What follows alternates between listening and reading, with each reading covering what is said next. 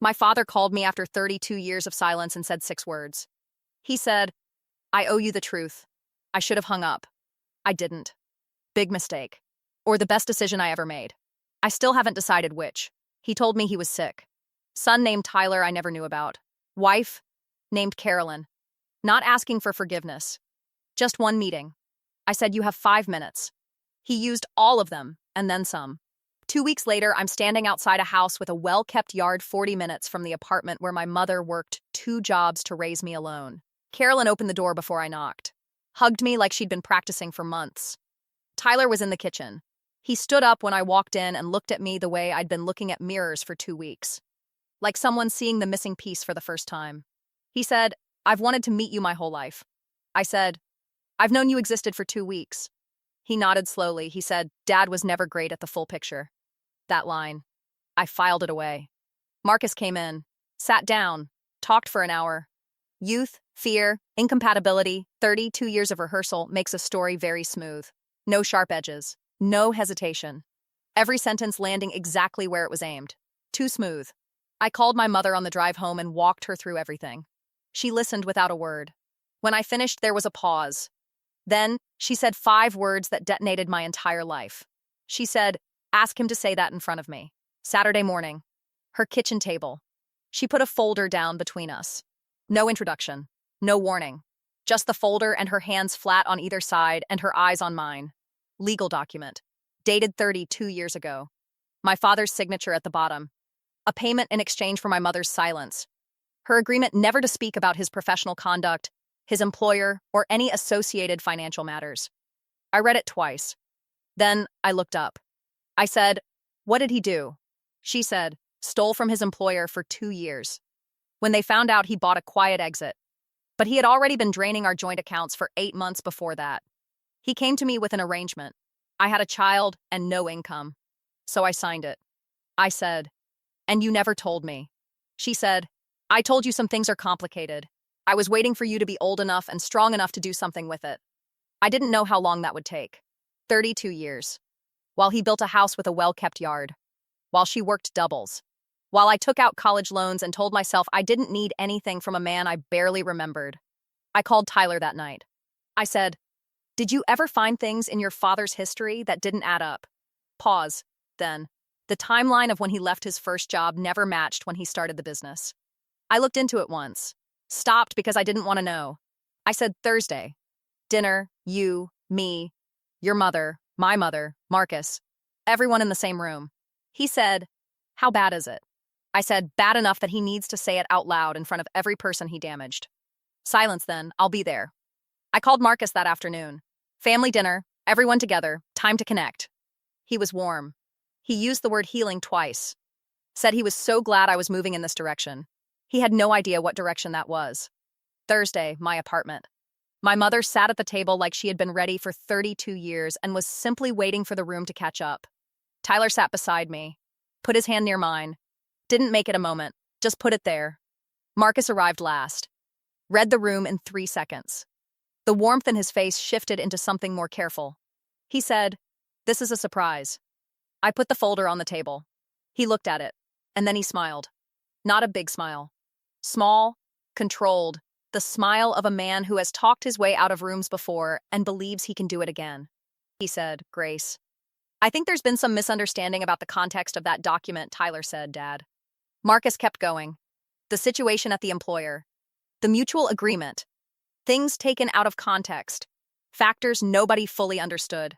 The word context 3 times in 40 seconds. Tyler slammed his hand on the table. The room cracked open. Tyler's voice was shaking. He said, I defended you. Every time something didn't add up. Every time I found a date that didn't match. I defended you because I believed in you. And you looked me in the eye for 28 years and let me do that. Knowing. You let me build my whole idea of who I was on something you knew was rotten. Marcus said, son, if you'll just, Tyler said, you didn't just steal from them. You stole from me. 28 years of knowing who my father actually was. That's what I'm sitting with right now. His voice broke.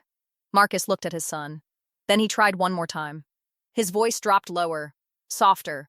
The register he probably used when Tyler was small and frightened and needed calming down. He said, Tyler, I made mistakes, but everything I built for you, for your future, for your mother. Everything I did after I left was for this family. Tyler looked at him for a long moment. Then he said, "Don't do that. Don't make me the reason." That was the one that broke him. Not the document, not the numbers. His own son refusing to be the justification. Marcus's shoulders went first, then his jaw, then both hands over his face, and a sound that was not dignified and not controlled, and nothing like the man who had sat in his kitchen 2 weeks ago with 32 years of smooth rehearsed sentences. Carolyn pushed her chair back. Not toward him.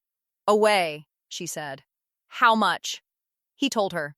She stood up, walked to my window, stood there with her back to the room. I watched her hands grip the windowsill once, then release. She was doing the arithmetic nobody wants to do, calculating how much of her life had been built on something that wasn't hers. The house, the vacations, Tyler's education, the retirement account, all of it downstream from a payment made in a kitchen 32 years ago to a woman who had no other options. She stayed at that window for a long time. My mother watched all of it. Then she turned to Marcus and said the thing she had been holding for 32 years. She said, "You bought my silence and thought that was the end of it. You thought silence meant forgiveness. It didn't. I signed that document because I had no power. You signed it because you needed my silence to survive. 32 years I gave it to you. I went to work. I raised your daughter. I said nothing. And while you had that yard and that house and that life, I had my silence and my daughter. Turns out my daughter was the better deal. Because she is the reason you are sitting in this room tonight saying it out loud. Not me. I couldn't finish it. She could. Silence. I let it sit. Then I said, here's what happens now. Financial arrangement for my mother. Real one. Lawyers this week. And Tyler decides what his relationship with you looks like from here. You don't explain it. You don't manage it. You wait." Marcus nodded. He didn't look up. Carolyn turned from the window. She looked at my mother for a long moment. Then she said, "I have been living in a house that was paid for with your suffering, and I didn't know it. I don't know how to account for that. I don't know if there's a way to account for that. But I want you to know that I know now. And I'm sorry. I'm genuinely sorry." My mother looked at her carefully. Then she said, "You didn't know. That matters." Carolyn said, "It doesn't feel like it's enough." My mother said, "It isn't. But it's what there is." Carolyn nodded once. Then she picked up her bag and walked out without looking at Marcus. Tyler left an hour later. At the door he stopped and said, "I'm sorry you grew up without him. I had him my whole life." Tonight I realized that might not have been the better deal. I said, "I had my mother. I got the better deal." He said, "Yeah, I finally understand that." After everyone left, I sat alone at my kitchen table for a long time. This is the part I didn't expect. I thought when it was done I would feel something clean. Resolved, the specific satisfaction of a thing completed. Instead, I just sat there in a quiet apartment and felt the full weight of what the evening had cost.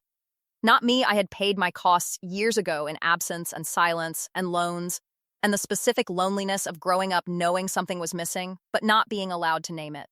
I mean what it cost everyone in that room.